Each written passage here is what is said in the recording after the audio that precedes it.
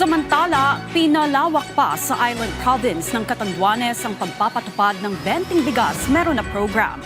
At sa unang pagkakataon, dadalhin mismo sa mga munisipyo ang murang bigas na mas maraming sektor pa ngayon ang makikinabang. Silipin yan sa sentro ng balita ni Rosie Nieva ng Radyo Pilipinas, Virac.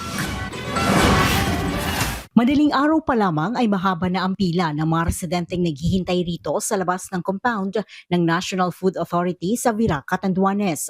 Mula pa sila sa iba't ibang bayan ng lalawigan at nagpunta lang dito upang makabili ng murang bigas sa ilalim ng programang Benting Bigas Meron na ng pamahalaan. Nakipag-ugnayan kasi ang provincial government ng Catanduanes sa national government upang maihatid sa lalawigan ang mas pinalawak na implementasyon ng programa. Sa tulong ng Food Terminal Incorporated at ng Department of Agriculture, 17,400 bags ng bigas ang nakatakdang ipamahagi sa buong lalawigan. Nandito tayo sa Kapitolyo para simulan ito, pero sa mga susunod na araw, dadalhin na ito sa bawat isang munisipyo, 11 towns ng Catanduanes.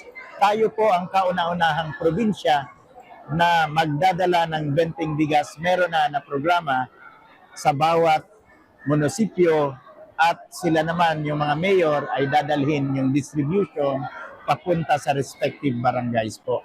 At kung dati, mga nasa vulnerable sector lamang gaya ng senior citizens, mga PWD at mga solo parent lamang ang nakakabili ng 20 pesos na bigas, ngayon mas pinalawak pa ng pamahalaan ang programa para mas maraming Pilipino ang makinabang sa abot-kayang bigas dito sa Catanduanes. Ito po ay expansion ng ating Benting Bigas Meron na, kung saan po atin pong pinalawig pa yung pwede pang makabili. Ngayon po kasama na pati po yung mga farmers natin, mga fisher folk, kasama rin po yung mga minimum wage earners natin, kasama po yung mga TODA, mga TNBS drivers natin, kasama na rin po yung mga teachers natin.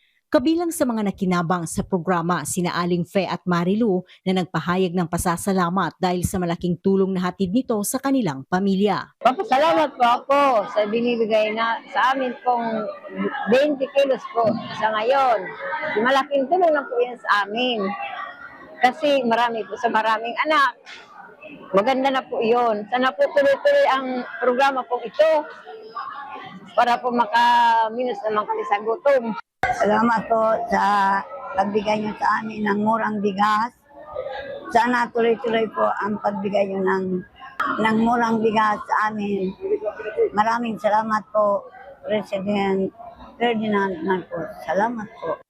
Samantala, tiniyak ng DA sa publiko na magpapatuloy ang implementasyon ng programang Benting Bigas Meron na hanggang taong 2028, katuwang ang mga lokal na pamahalaan para mapagaan ang pasanin ng mga Pilipino.